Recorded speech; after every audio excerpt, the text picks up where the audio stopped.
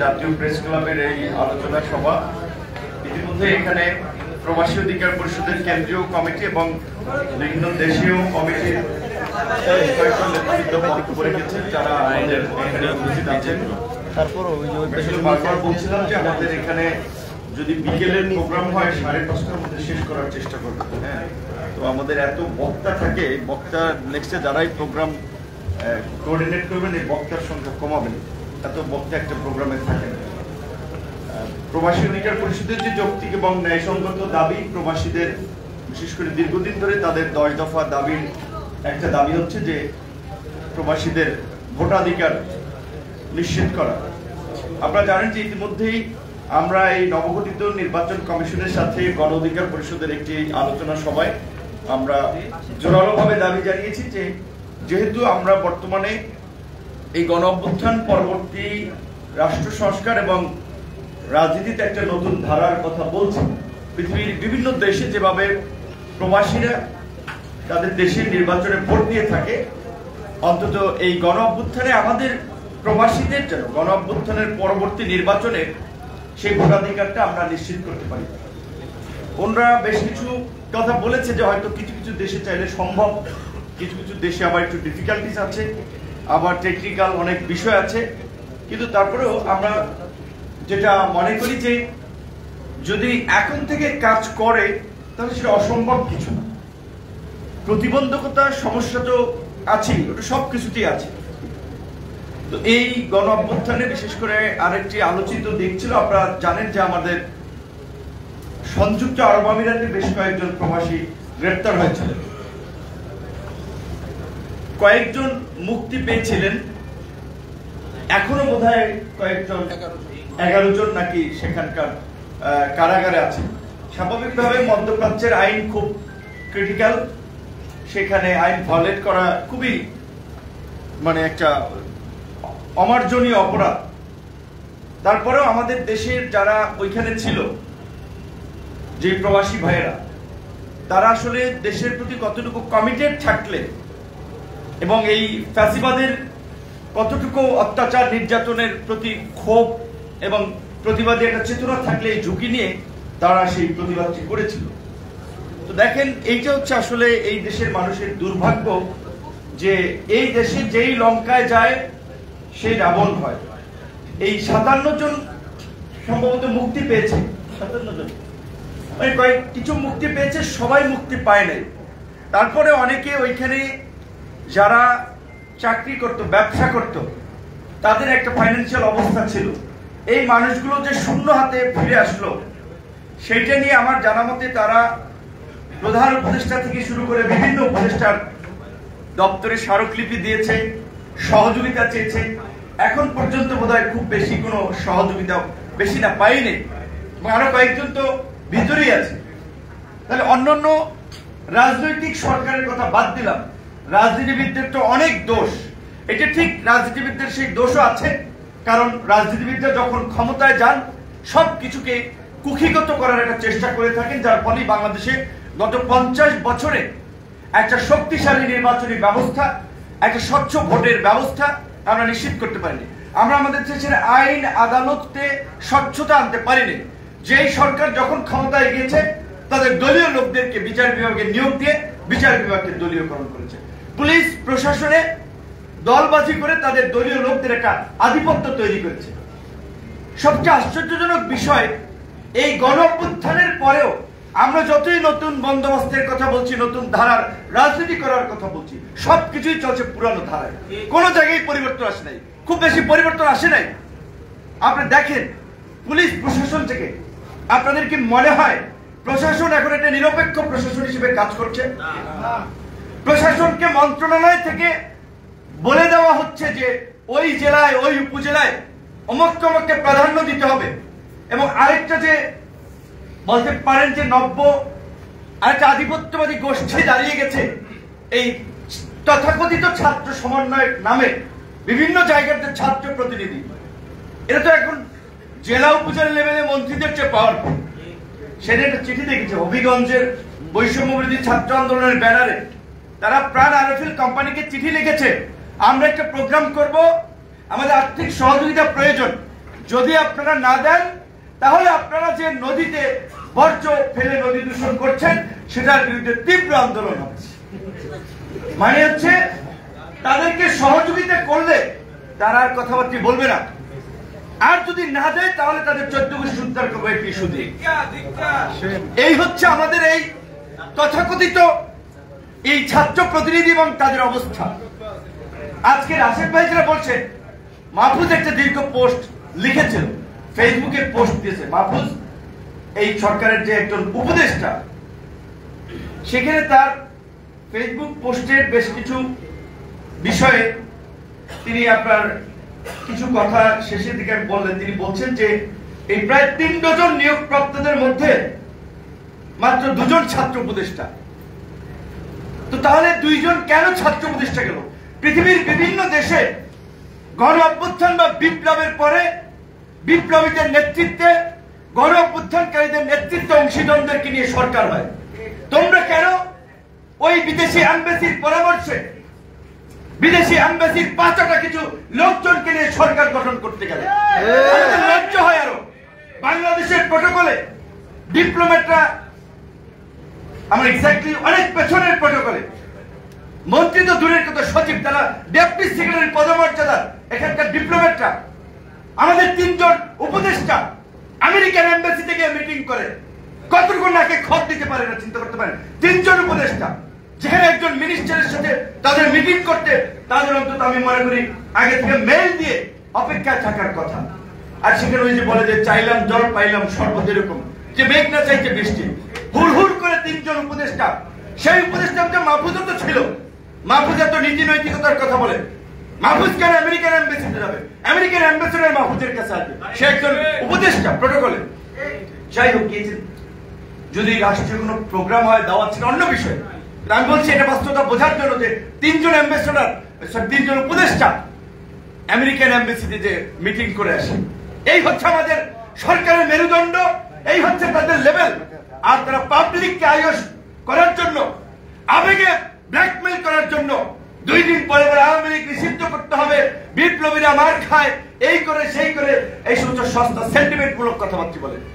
যেখানে ডক্টর ইউনূস নিজে বলেছে ছাত্ররা আমার নিয়োগকর্তা, তারা যতদিন চায় আমি ক্ষমতায় থাকবো। সেখানে ছাত্ররা কেন বলে নাই আওয়ামী লীগ নিষিদ্ধ না করলে আপনাকে আমরা ক্ষমতায় বসাবো না? কেন বলে নাই? এখন কেন বলছে না? 2 জন ছাত্র উপদেষ্টা ছিল। সরকারের সবচেয়ে ভারী মিনিস্ট্রি এলজিইডি মিনিস্ট্রি, সেটাকে দায়িত্ব দেওয়া হয়েছে। এলজিইডি তো দূরের কথা, তার ন্যূনতম এই মিনিস্ট্রি সম্পর্কে কোনো ধারণা নাই। দায়িত্ব দেওয়া হয়েছে প্রত্যেকটি প্রজেক্ট এবং কাজ তাদের নির্দিষ্ট লোক ছাড়া কেউ পায় না সেখানে। এই আওয়ামী এই মাহফুজের স্ট্যাটাস আছে জামাতের আর্থিক মেরুদণ্ড ভেঙে দেওয়ার জন্য। আপনারা যেভাবে দেখছিলেন আওয়ামী লীগ সরকার বিভিন্ন ব্যাংক ট্যাঙ্ক সিস্টেমাইজ করেছিল প্রতিষ্ঠান। আওয়ামী লীগের মাহফুজ এখানে বলেছে আওয়ামী লীগের আর্থিক দুর্গে আমরা হাত দিতে পারি নাই। আওয়ামী লীগের সবচেয়ে বড় লুটেরা মাফিয়া শিল্প প্রতিষ্ঠান এই বসুন্ধরা সহ এই ওরিয়ন যারাই আছে, কয়টা প্রতিষ্ঠানের বিরুদ্ধে এই ছাত্ররা আন্দোলন করছে? বরঞ্চ ওই লুটেরা আরেক মাফিয়া বসুন্ধরার সহযোগী এই লুটেরা মুকুলের রূপায়ণ টাওয়ারেই তো তোমরা আস্তানা গেড়েছো। তো তোমাদেরকে রাতের অন্ধকারে ব্যাগ ভর্তি টাকা দিয়ে গেলে, উপদেষ্টা পাড়ায় এসে চেক দিয়ে গেলে সব জায়েজ। আওয়ামী লীগ তোমাদের কমিটিগুলোতে ঢুকছে না। আওয়ামী লীগের পুনর্বাসনের বিরুদ্ধে কথা বলছো, একদিকে আওয়ামী লীগের এই লুটেরা মাফিয়াদের নিয়ে মিটিং করছো, প্রোগ্রামের স্পন্সর দিচ্ছ। তাহলে কোন মুখে তোমরা এই কথা বলার মানুষ তোমাদেরকে বিশ্বাস করবে? আজকে সত্যি আমরা বারবার বলেছিলাম, কয়েকজন উপদেষ্টাকে একটা ভিডিও পাঠিয়েছিলাম, বণিক বার্তায় আপনার একটা সুন্দর অ্যানালাইসিস করেছিল জেসমিন বিপ্লব বা তিউনিসিয়ার বিপ্লব নিয়ে। সেখানে তারা মাত্র 4 মিনিটের একটা স্টোরিতে তারা বলেছিল যে তিউনিসিয়াতে এই গণ অভ্যুত্থানের পরে কিভাবে সামাজিক বিভিন্ন গোষ্ঠীগুলো বিভক্ত হয়ে গেছে, কিভাবে সেখানকার রাজনৈতিক এই সমস্যা ধীরে ধীরে জটিল হয়েছে এবং একটা দুর্বল গণতান্ত্রিক ব্যবস্থা তৈরি হয়েছে। আমি কয়েকজন উপদেষ্টা পাঠিয়ে বলেছিলাম যে বাংলাদেশে কিন্তু আমরা সেম পরিস্থিতি লক্ষ্য করছি। আজকে মাহফুজ যেটা এখন বলছে, বাম এবং ডানের যে কালচারাল বিভেদ, রাজনৈতিক অংশীজনদের সরকারের প্রতি অসহযোগিতা, কেন সহযোগিতা করবে? ইতিমধ্যেই যে 9 করেছে, সাবির হোসেন চৌধুরীর জামিন থেকে আজকে আব্দুল হামিদের পালিয়ে যাওয়া, সবকিছু সরকারের সিগন্যাল হচ্ছে, সরকারের মধ্যস্থতা হচ্ছে। কিন্তু আর্মির দোষ দেওয়া যায়। 626 জন লোক নাকি যারা আর্মির কাস্টডিতে ছিল তারা পালিয়ে গেছে, সেটার জন্য জবাবদিহিতা করা দরকার ছিল। একই সাথে আমরা জানতে চাই গত কয়েক মাসে আওয়ামী লীগের নেতা কর্মীরা কিভাবে জামিন পেয়েছে, তার জন্য দায়িত্ব হচ্ছে সরকারের। আমরা বারবার বলছিলাম দেশের এই বাস্তবতায় আমরা একটা রাষ্ট্র সংস্কারের মধ্যে দিয়ে একটা পরিবর্তনের পথে এগিয়ে যেতে চাই। সেখানে সকলের সমর্থন প্রয়োজন, সহযোগিতা প্রয়োজন। অভ্যুত্থানের অংশীদারদেরকে নিয়ে জাতীয় সরকার গঠন করুন, এটা শোনা হলো না। তারা ক্রমাগত ভাবে যে সমস্ত উপদেষ্টাদেরকে শেষ পর্যন্ত অন্তর্বর্তীকালীন সরকারের জায়গা নিয়েছেন, তার মধ্যে অন্তত 5 জন উপদেষ্টা আছে যারা আওয়ামী লীগের সাথে সম্পৃক্ত ছিলেন, অন্তত আরো 5 জন উপদেষ্টা আছে যারা বিদেশি এমবেসির মদত পুষ্ট। তাহলে এই ফাঁসিবাদের দোসর বিদেশি মদত পুষ্ট এই উপদেষ্টা পরিষদ দিয়ে কি সংস্কার হবে, আর কি আপনার শক্তিশালী গণতান্ত্রিক ব্যবস্থার দিকে আমরা যাবো?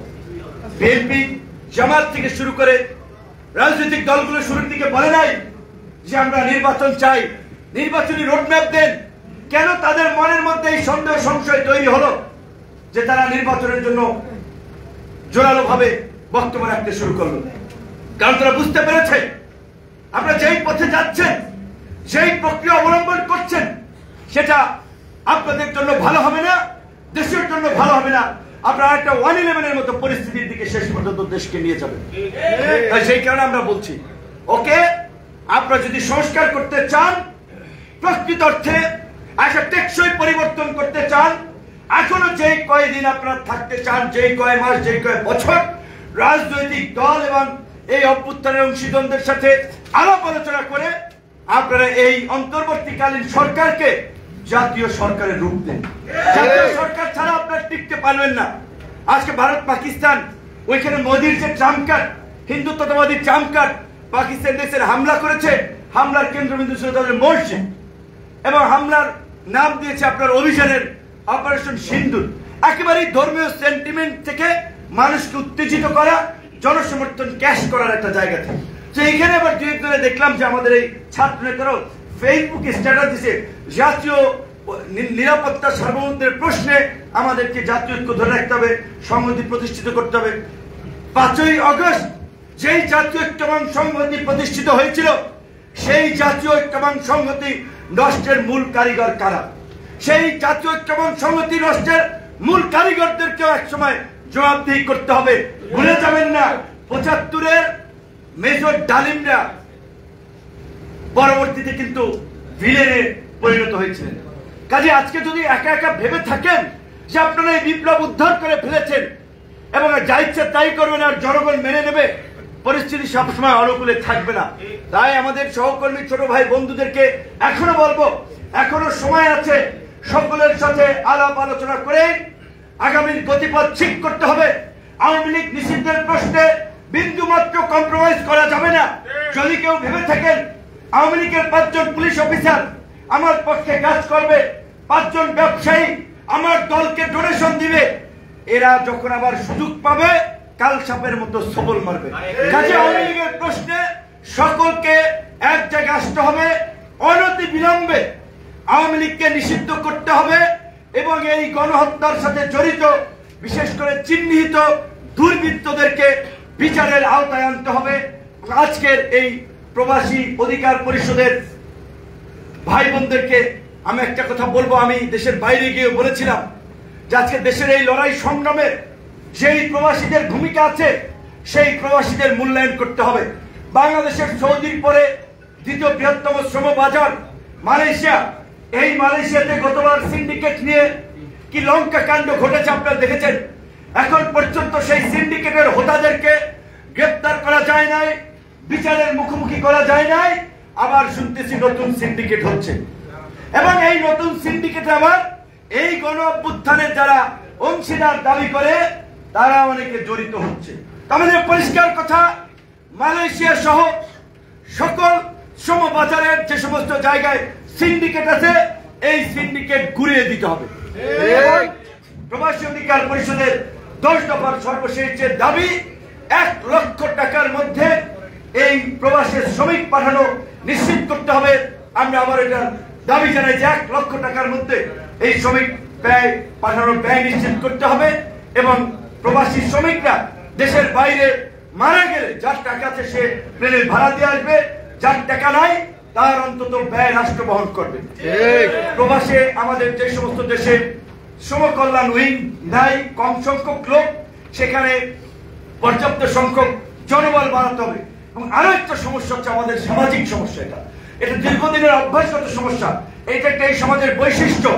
এই প্রবাসী দেখা যায় কেউ দেশের বাইরে থাকে, এখানে জমি কেনে বাড়ি করে, আর দেশের মধ্যে থাকা 2-1 আত্মীয় স্বজন কিংবা পাড়াপড়শি যাদের মাধ্যমে এই জায়গা জমি কিনে ব্যবসা বাণিজ্য করে, তারা তাদের সাথে প্রতারণা করে।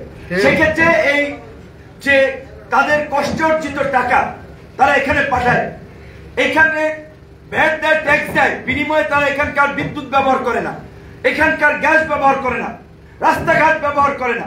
তাহলে এই প্রবাসীদের এই সমস্যার সময় যদি আমাদের প্রশাসন যদি র্যাপিড রেসপন্স না করে, সমস্যা সমাধানে যদি দায়িত্ব না নেয়, তাহলে এই মানুষগুলো তো দেশের প্রতি আরো নিরুৎসাহিত হবে। আমাদের অনেক প্রবাসী এই ডায়াসপোরা কমিউনিটি আছে যারা বিভিন্ন দেশে প্রতিষ্ঠিত ব্যবসায়ী, পেশাজীবী। আমরা এই গণ অভ্যুত্থানের পরে সকলকে আহ্বান জানিয়েছিলাম, আসুন সবাই মিলে আমরা নতুন বাংলাদেশ বিনির্মাণ করি। অনেক মেধাবী তরুণ প্রবীণ একটা উৎসাহ দেখেছিলাম। সত্যি কথা বলতে গত 8 মাসে আমার মনে হয় সেই উৎসাহে ভাটা পড়েছে। দেশের এই ব্যবস্থা দেখে তাদের আর সেই আগ্রহটা নাই। শুরুর দিকে যেভাবে তারা বলেছিল, না এইবার বোধহয় দেশে একটা আমূল পরিবর্তন হবে, এইবার আমার দেশ আমরা গড়ে তুলবো, আমরা এই সমস্ত দেশে থাকি, ইউরোপ, আমেরিকা, মধ্যপ্রাচ্য, এই সমস্ত দেশের আইন কানুন বিধান নীতিমালা আমরা আমাদের দেশকে সেইভাবে গড়ে তুলবো। কিন্তু কয়েক মাস পরে দেখছে যেটা তো জেলেও সেই কদুর দিকে যাচ্ছে। কাজেই সর্বশেষ আমি এই প্রবাসী কিংবা দেশের জনগণকেও সর্বশেষ একটা কথা বলবো। আল্লাহ বলছে যে দুনিয়াতে যত বালা মুসিবত মানুষের হাতের কামাই। কাজে আপনারা যেভাবে চাইবেন সেইভাবে আপনাদের নেতা নির্বাচিত হবে। যাদেরকে আপনারা নেতৃত্বে চাবেন তারা আপনাদের নেতৃত্বে আসবে। সুতরাং আপনাদের দায়িত্ব আছে ভালো মানুষকে আগামী নির্বাচনে ভোট দিয়ে নির্বাচন করা, ভালো মানুষের পাশে থাকা, যারা ভালো কিছু করতে চায় তাদেরকে সমর্থন করা। এই গণ অধিকার পরিষদ কোন এজেন্সির প্রেসক্রিপশনে, কোন সরকারের দয়া দাক্ষিণ্য নিয়ে তৈরি হয় নাই। এই গণ অধিকার পরিষদ বাংলাদেশের ইতিহাসে একমাত্র ব্যতিক্রম ধর্মী রাজনৈতিক দল যারা রাজপথের আন্দোলন সংগ্রামের মধ্য দিয়ে গড়ে উঠেছে, জনগণের চাহিদাকে প্রাধান্য দিয়েই যারা রাজনীতি করেছে। এবং এই গণ অধিকার পরিষদ আপনারা দেখছেন 2021 সালে প্রতিষ্ঠিত হয়েছে। তার আগে 2018 সালে এই ছাত্র অধিকার পরিষদ, 19 সালে এই প্রবাসী অধিকার পরিষদ, শ্রমিক অধিকার পরিষদ, যুব অধিকার পরিষদ, পাইপলাইন থেকে গণ অধিকার পরিষদ এইভাবে তৈরি হয়েছে। গণ অধিকার পরিষদের নেতা কর্মী সহ গণ অধিকার পরিষদের অঙ্গ সংগঠন, আজকে এই প্রবাসী অধিকার পরিষদ সহ সকলকে আমরা বলবো নিজেদের সেই শৃঙ্খলা এবং নিজেদের সুস্থ ধারার রাজনীতি জনগণের কাছে তুলে ধরার মাধ্যমেই যেন আমরা আগামীতে জনগণের প্রতিনিধিত্ব করতে পারি, এই দেশের বিকল্প রাজনীতির জায়গা থেকে আমরা নেতৃত্ব দিতে পারি। আমরা যেন সেইভাবে কাজ করি এবং প্রবাসীদের যেই অঙ্গীকার 10 দফা সেটি বাস্তবায়নে গণ অধিকার পরিষদ সবসময় সোচ্চার, আগামীতেও থাকবে। সকলকে ধন্যবাদ। এবং এই 1.5 কোটি প্রবাসী প্রতিনিধিত্বকারী সংগঠন প্রবাসী অধিকার পরিষদের আজকের এই প্রতিষ্ঠা বার্ষিকীতে সারা বিশ্বের প্রবাসীদেরকে আবার অভিনন্দন এবং শুভেচ্ছা জানিয়ে শেষ করছি। আল্লাহ হাফেজ।